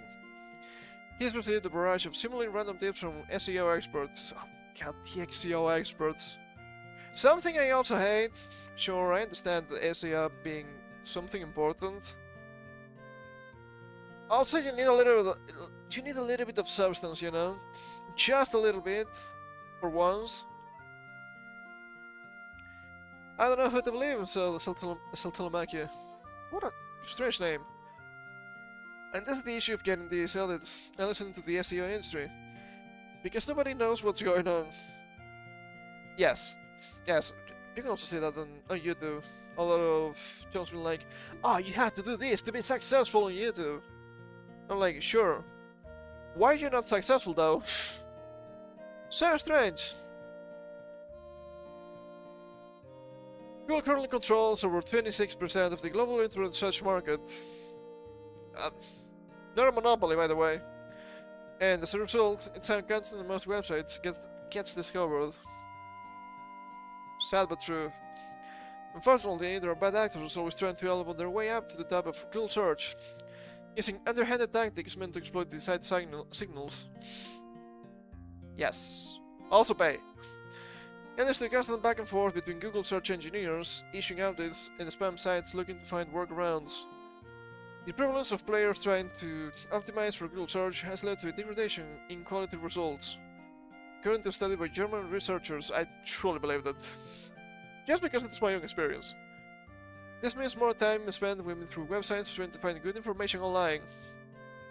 You also have nowadays in browsers like Brave that you search your stuff and you get a snippet generated by AI. No, this is everything you need. Well, no, that's not what I'm looking for. Give me the cold hard information. For once at least. It's not really happening. It's not really happening. Sure, it's AI, it's not quite there yet. Meh. Stop it. What I'm trying to say is that most people just get the snippet and they run with it. That's also bad. That shouldn't be thrilling in search engine, I don't think, but progress, I suppose. Google's market share saw a slight dip earlier this year as TikTok and ChatGPT have exploded in popularity. In trying to remain the best place for finding information online, Google implemented generative AI features at the top of search pages that summarize the web's content in various ways. Yes, they do that. And gonna go on a side tangent here. That's why you have so many young people that don't know how to Google. They just get the snippet, they just get the Google generated stuff in general, and they're wrong with that. And you're like, okay, but who said that? What's the source? Google. Google is not a source. It's the search engine, allegedly. Oh man. As Google tries to remedy these issues, regular and often smaller websites are getting caught in the crossfire, as per usual. Google says that its ranking system won't be 100% precise. Can't be. Okay. But it is committed to iteratively improving and seeks feedback. Google also contended the merits of the German study, saying that it looked at the narrow segment of product reviews, that it has since rolled out updates to address these issues. Trust me, I don't really trust Google's updates in general. The study does point out that Google has improved, and that's better than competing search engines. Sometimes. Google launched changes to search after rigorous testing to confirm that a proposed change will be helpful for real people, said Davis Thompson, communications manager for search at Google, in a statement. Our tests and user research have shown that our updates to search have resulted in more satisfying and useful search results. I don't think that's true. Once again, from my own experience, I still get a lot of trash. I still get things in wrong languages. Come on. Look, if I'm searching stuff in English, give me results in English. It's not happening. It gets what I'm looking for, and it auto-translates it, trying to give it to me in my first language. Stop doing that. I don't like it. I was looking for stuff in English on purpose. Stop. Shut the up. Silence. It's so annoying. And this is, once again, overreach. Oh, no.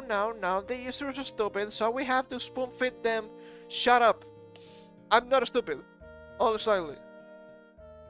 But let me break my head against the search engine on my own. It's fine. It's fine. I know what I'm doing. Not you. God, I hate it. I hate it! So disgusting! In the third battle, the Google presides over. Written travel articles requires time, expertise, and resources. It's a field that Nate Hake, founder and CEO of Travel Lemming, knows well. He travels the globe and has a team of local freelancers who lend their expertise to create helpful articles and listicles. Do not touch my listicles, okay? That's illegal. Unfortunately, Trouble Lemmings seeing a 94% drop in search traffic earlier this year. Jeez, that's that. According to traffic data that Hague shared with CNET. At the same time, Google's engineers are filling search with more AI features, and it seems they are actively making it less likely for people to click on Hague sites. Oh, but it's AI, it's new. It's new! The hat is new, guys! It's gonna be good, it's not gonna be good. Most AI features you see are like, okay, but why though? But why? You're supposed to be a search engine. What? What's the deal with this again? Oh god, look at that crash. Look at that crash! Whew! That's disgusting. One feature of Google search engine results page is called From Sources Across the Web. This feature compiles information from multiple sites and tags it at the top of a search query. Sites that focus on listicles, like top 10 things to do in Mexico City, are dealing with increasing placement and popularity of Google's SERP feature, pushing their articles further down the page. Interesting. You'll just completely abandon the whole ecosystem, said Hague. Interesting. Best things to do in Mexico City. Run from the cartels? Can we say that? It's fine. If dealing with Google's changes wasn't already enough of a headache, Trouble Lemmings content has been absorbed by spam articles on Google. Welcome to modern society. The spam content is coming from similarly legitimate websites like the Miami Herald, which Hague alleged in December 2023 in a December 2023 post took content directly from Trouble Lemming. It's actually quite common. Website SEO is taking over travel. Imagine that. This post is AI driven and clearly spun in part from our own content through EAT. Promotes adult sites. Promotes adult sites even? This site that ranks Trouble Lemmings written by locals and 100% human guides. Is this what helpful means to Google search listing? It's big and it pays. That's what's happening, once again. It's sad, I know, but that's what's happening. I need some water.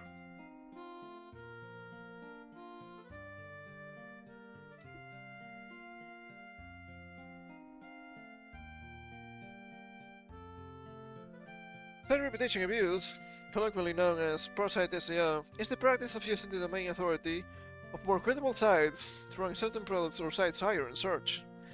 This involves a small site paying a larger site for an article with backlinks to gain a boost in Google's algorithm.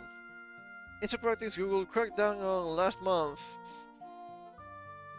Yeah, I don't know about cracking down on that one. It's been happening for, god, more than 3 years now. According to Hague, the Miami Herald was engaging in AI-assisted plagiarism with backlinks to other products, creating an article similar to Trouble Lemmings, and not ranking it in the process. Shouldn't that be kind of illegal? I mean,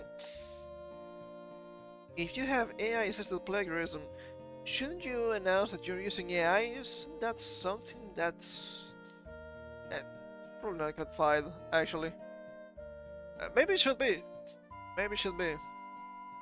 Hague said that when he brought it to the attention of Google search liaison Danny Sullivan, the Herald issued an update and articles from the Miami Herald were removed soon thereafter. Oh, how convenient.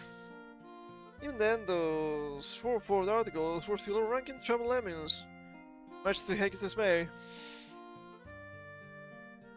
Yep, I have been obsessed with SEO for a long time. I'm like, sure, it's really useful, but at the same time, wouldn't it be much better to have a system that promotes actual good content? It's never gonna happen though.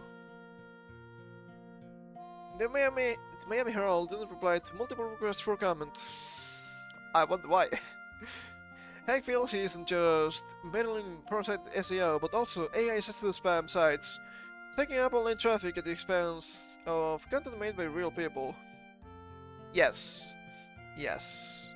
I've seen some stuff on Facebook, not by my hand, mind you, but I've been shown some stuff on Facebook. Just as an example, and it's true, it's filled with AI. And the problem is not that it's filled with AI, though I do believe that's bad. It's that people don't understand that's AI. Strange times we live in. It's only gonna get worse. One side getting accused of using AI is Mother Earth Travel. At first glance, it looks like to be a competent website with adequate, if anything, writing. Only all content on Mother Earth Travel is written by one person. Could be possible, depends on the density. An analysis done by Couple Leaks, an AI and plagiarism detection software company, at the request of CNET, found that only 12 pages on Mother Earth Travel used AI-generated content. Couple Leaks president of marketing, Eric Bogard, says it's possible that Mother Earth Travels is running its content through another software to bypass AI detection software. Oh! Interesting, another arms race here, I see. But we wouldn't go so far as to say the site is engaging in AI-assisted plagiarism. Hard to say, I suppose. Despite the site's strong placement in Google search and its entire suite of articles being authored by one person, the site denies using AI. It said it has a team of writers but uses only one byline to protect their privacy. That's a possibility. There's a possibility. That has happened before with actual writers and whatnot. We, by principle indeed, are 100% white hats and don't take any shortcuts or do anything nefarious, including slightly modded competitors. Ooh, shots fired, said Sean Shafei of Mother Earth Travel to CNET in a lengthy statement. Hack's situation shows how difficult it is for online creators to make content when they are being squeezed by Google search algorithm, Google's own AI summary tools, and new sites that produce similar content, bylined by a single person. Yeah, I know it's not the best way of doing things, but you need to diversify. Just having a website that's not enough. Maybe you should read your articles on YouTube, for example. Maybe on Twitter too. And there's the season, man. It's the season. You need to diversify. Spam is something Google's been fighting since its very inception, according to Thompson, and the company issued an update in March to address the latest wave of man-made and automated content abuse. This is a long one. Review sites can't escape Google's algorithm. Phil Navarro, managing editor at HouseFresh, experienced the repercussions of Google's product review update in late 2023. This update was meant to elevate actual human reviews of products and push down junk content. What this ended up doing was hoisting larger, more established brands and demanding sites like HouseFresh, which work hard to buy and review air-quality products. Maybe that was by design. Once again, it's big, it's accepted, it pays. We were 15, including full-time and contractors. We had to immediately just reduce the number of articles that we were publishing and the number of products that we could buy because we just couldn't afford it, said Navarro. Yep. Yep. That's something that happens. And it keeps happening. According to Navarro's post, some sites are using their position on the internet to pump out best lists. For instance, best air purifiers and best headphones of 2024. With little actual product testing. BuzzFeed? Are they still around? For example, doesn't test all products but looks at what people have said in their Amazon reviews and compiles a list. Rolling Stone follows a similar practice for some pieces. Jeez. At the same time, BuzzFeed, Rolling Stones, yeah, they're not good examples of sites nowadays either. Every time something becomes big, it's just a race to the bottom. So sad.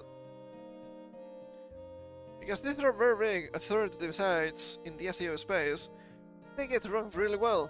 So Lil Ray, Vice President of SEO Strategy and Research at MSIve, a marketing agency. He's been vocal about SEO views on Twitter, the social media platform formerly known as Twitter. Everything is Twitter, shut up. Has highlighted sites that have abused their positions.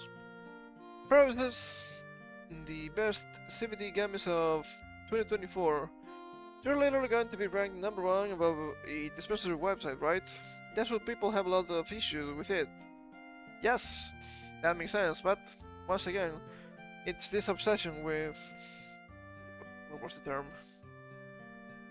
Authoritative sites. And that's a massive problem, because at the end of the day, it's just like 3, 4, perhaps 5 different sites. They keep self-referencing each other. So it's just extremely incestuous. And they can make up lies. We've seen that before. Forbes has been the target of site owners and SEO experts, as a publication benefited from its ranking within Google in a wide range of topics, from CBD gummies to air purifiers, and even best pet insurance. Pet insurance is a thing? I didn't know that. Forbes disagrees with critics, arguing it's simply doing its journalistic duty in giving its readers content they desire. I don't know about that one, man. Forbes adheres to Google's policies, and we have not been penalized for site reputation abuse. You have not been penalized because you're big. Make no mistake about it, okay? So Laura Briscoe, Forbes' Chief Communications Officer, in a statement to CNET. Our success and visibility reflect the substantial investment we make each year in producing high-quality, expert-written content that aligns with the topics we're covering and what our audience wants. That doesn't justify a bunch of stuff that's happening, okay? Sure, you're Forbes, but at the same time, do you really know about CBD gummies? I'm not quite sure about that one. In all fairness, CNET2 publishes a wide range of recommendation articles seemingly outside its core tech-focused brand, such as a list of the best solar panel installation companies in Houston. I guess that is tech-related, I suppose, as well as a variety of other cities, and the best meal delivery services. Yeah, that could be somewhat related to tech, I guess. CNET's product reviews and best lists generate money for the site via affiliate links, which funds our journalism. CNET employs reviewers who adhere to standards of credibility, fairness, and editorial independence, and follows testing procedures, editing dedicated labs before making recommendations. Companies have no editorial control over what's published.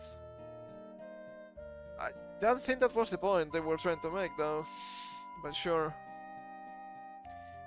To battle site reputation abuse, Google pushed out the policy earlier this May, and won last month. These are manual actions taken by Google in which employees will penalize sites are abusing their position on the internet to push out low-quality content. I haven't seen that one. If only that was true. It's not gonna be abused, guys, come on now. Although HelloFresh's traffic has gotten better, plays from Navarro to Google haven't prompted the turnaround in traffic she was hoping for. Maybe with time, let's hope. We'll invite site owners to break bread, but leaves them feeling hungry. Imagine that. After more than a year of outcry from site owners and SEO experts, Google decided it needed to talk to people in person. The company organized a meeting in its offices in Mountain View, California, in late October. It invited sites like HelloFresh, Giant Freaking Robot, Trouble Living, and others to discuss and possibly fix search. Okay, what you did, undo that. It's that easy. The meeting with Navarro and other creators at Google's California headquarters was confrontational. Of course it was. While Google was apologetic about the effects... The effects? You mean effects with an E? Algorithmic changes had on sites, there was a level of denialism coming from its engineers. According to Navarro, it was not me. I did not change it. I did not. What the hell? Whatever's happening to sites like ours seems like a mystery to them. Ah. Is this H1B? It could be. I thought they were good. What's happening? They denied there was some sort of site-wide classifier draining our domains, and doubled down on the fact that the algorithm works on pages, and not entire domains. However, many of the creators in the room had multiple examples of their sites being clearly shadow banned. It's not happening, guys. Google wouldn't lie to me. Google is my friend. No, it's not. No, it's not! Shadow ban- we know what shadow banning is. We can skip that one. Google had a more positive outlook following the meeting with creators, saying it was an opportunity for open dialogue with creators and finding ways to improve. According to Thompson, are they actually going to try and improve? If only. While Navarro found the meeting in Mountain View to be a mixed bag, Joshua Tyler, founder of Cinemablend, and Giant Freaking Robot, equated to a funeral in a blog post about the event. Tyler had a more combative back and forth with Pando Nayak. I'm noticing the H1Bs here. He was Vice President of Search, with Nayak denying that Tyler's site, or any sites in attendance, had been shadow banned because Google's ranking comes down to the individual page level. I'm noticing. When site owners pushed back saying their sites were deranked simultaneously over a single night, Nayak was nonplussed, giving confused looks to anyone who disagreed. Wow, is this guy incompetent? Could be. Google said without an ounce of pity or concern that there would be updates, but he didn't know when they'd happen or what they do. God, this is useless. This is useless! Everything comes around. Current Tyler's blog post. Further questions on the subject were met with indifference, as if he didn't understand why we cared. Is this why people are against H1Bs? I understand now. I fully understand. Not everyone was as dejected as Tyler and Navarro. Hick from Trouble Lemming was also at Google's Creator Summit and found the hours of conversations with Google search engineers as helpful. He was less enthused with Nayak's responses around AI and ultimately believes, like other creators, it's best not to assume Google will fix things for creators. But if they're screwing you over, that's also bad, and that's Google's fault, though. The Google speakers at the event reinforced that they were there to listen and hear feedback, and that they were very grateful for the ongoing dialogue with creators. Davis said in a statement when asked if Nayak would like to give a response. The speakers made it clear that while Google can't make any guarantees to specific sites, we absolutely look to understand if and how we can do better in surfacing high quality, helpful content for people. Well, look at this. Tyler announced earlier this month that he'd be shutting down Giant Freaking Robot and will instead focus on the site's YouTube channel. Talamaki will continue working on Red Shadow, but has a new part-time gig with Kogi, a paid search engine billing itself as a private alternative to Google. That makes sense. It's a bad fix, but it is a fix. First, they have to acknowledge there was a problem, which they did not. Said Tyler in an email with CNET. He went on to say that the teams within Google, like searching ads, seem siloed and are unaware about how things work in different parts of the company, and had to spend time explaining YouTube analytics to some of Google's engineers. God. I thought they were hiring competent people for things to be good. Oh my god, this... This is not supposed to happen, but this happens literally every single week. Further, I also got a clear indication from Google that things aren't going to get any better, which was in some way helpful. God, the end of the world is coming! Tyler's laid off his entire staff, and is saddened by the idea that after 24 years of digital journalism, it had become to an end because of Google's alleged shadow ban. At the very least, Google told Tyler that there wasn't anything wrong with Giant Freaking Robot, which allowed him to stop agonizing over his own actions. Well, I guess that's good, at least. It was not his fault. My hope is that, despite Google telling us nothing will change, all the light shined on the situation by the attendees who were with me at the Google Creator event might have changed their mind, said Tyler. This core update is their chance, perhaps the last chance to reverse course. It's not going to happen. It's not going to happen because they don't care enough. That's the sad reality. They just don't care. They're just working somewhat and that's it. That's the end of it. And you can take it. And if you don't take it, well, that's on you. So, there's that. Really sad situation, man. Really sad situation. And once again, we can talk about the competency crisis. It's clear they don't understand what's going on in their company. God, it's just disgusting. And to finish for today. Yeah, but we get to the crazy, huh? Why was Project Stargate cancelled? The classified CIA docs claim life on Mars. Is it true? It could be. Project Stargate was a secret project of the US government during the Cold War, which aimed at researching psychic phenomena, such as remote viewing and telepathy. The project, initiated at the end of the 70s, tried to utilize these capabilities for intelligence purposes, especially in espionage, because obviously, against the Soviet Union. As ambitious as its goals were, yet without some interesting findings, it was discontinued in 1995 due to questions of efficacy and scientific validity. 1995, it's quite recent, just 30 years ago. A lack of scientific evidence was a significant reason for Project Stargate's defunding. Although intriguing, a review led by psychologist Ray Hyman didn't show definitively that the results were proof of the real phenomenon of remote viewing and its ability to yield useful intelligence. As military priorities switched to more conventional forms of intelligence gathering and technology-based solutions, psychic research lost much relevance. Imagine that.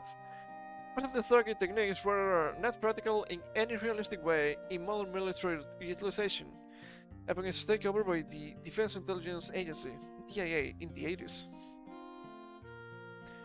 In the years before its closure, many of the Project Stargate documents had been declassified and could thus be scrutinized by third parties, which further called into question their findings. This transparency did not help instill confidence in either their methodologies or results of the project. Why is that some superpowers go like, okay, how about we get supernatural abilities? Does it ever work? I don't think so. The classified CIA documents on life on Mars. The CIA's declassifications have recently shed light upon some extraordinary claims regarding life on Mars through their Project Stargate. The Mars exploration May 22, 1984 report proposes methods like astral projection. It's not a joke. Sadly, it's not a joke. Bringing second visitation of Mars occurred and subjects report back observations. Key findings from the CIA report on Mars exploration. The declassified report of the CIA contains claims about life on Mars, focusing on the civilization that is said to have flourished more than 1 million years ago.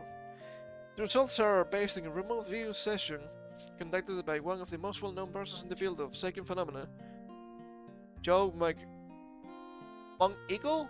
Is that correct? Below are the key findings from this report. Remote viewing technique! Astral projection! What kind of RPG is this? The experiment utilized a recognized technique known as astral projection, in which Eagle was supposed to psychically project himself to Mars and physically be on Earth. The technique is put forward as some psychic perception wherein a person can view the target area or time without being physically there. Psychic excursion. During the session, Eagle describes a perception of Mars as it might have appeared approximately 1 million years ago. The protocol included binaural beats and hem-sync audio to enhance the psychic capabilities to perform the excursion. God, is this pseudoscience? Because it sounds like it. Description of Martial civilization. Advanced beings. Blackman Eagle described encountering very large people who seemed advanced but were struggling for survival due to environmental degradation. These beings were described as thin and tall and wearing strange clothes. Well, that doesn't mean anything. And were reportedly searching for a new place to live because their environment had become hostile. Pyramids and structures is this Egypt. The report is inextricably replete with descriptions of large-sized structures of Mars. Roughly similar in shape and size, and most like those pyramidal structures discovered in old Egypt. Magma Eagle shows pictures at angles pointing at these pyramids as they shelter against the highly rough storms of the location. Environmental conditions. Hostile environment. The results showed that Mars had reached a point of disastrous climate change, with tremendous storms and other difficulties. Its residents needed to take shelter inside the pyramids. The whole scene reflected what is happening on Earth now regarding climate change. Oh god, is this just a psyop for climate loss? I hope not. I thought this would be funny, it's making me mad now. Migration and survival. Magma Eagle said the Martians used big vessels to cross their environment in search of greener, more hospitable areas full of vegetation. This part of their existence emphasized their fight for life amidst worsening conditions. Scientific skepticism, imagine that. Lack of empirical evidence. What do you mean? It was revealed to me in a dream, it has to be real. As interesting as these claims may sound, there is still considerable doubt of their validity within the scientific world. Yeah, you think? Critics say that there's no tangible evidence to support the existence of intelligent life on Mars, and not on the Earth too. Let alone the building of pyramids by such intelligent life. NASA's ongoing explorations have yet to reveal any signs of past or present life on the planet. Well, they had like bacteria, right? That's something. So, interesting. They were trying to create some sort of intelligence division using superpowers. I guess it makes sense, I suppose. To some extent, at least. But god, what the fuck? What the hell, man? That's not normal, let me tell you, that's not normal. Jeez. Well, I'm gonna be that guy, I don't think that's true, I don't think they have,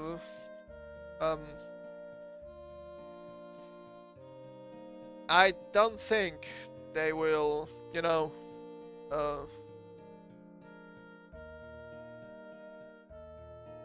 I don't think that's true, right? I don't think that actual appropriation was actually real. I could be wrong, and that's fine, but that's a little bit too far-fetched, right? Anyway, it's time for me to take my leave. We'll come back on Monday with some gaming. Probably a link to the past randomizer, it's probably gonna be good. So, thank you for coming, I wish you had some fun, and we'll see you all soon.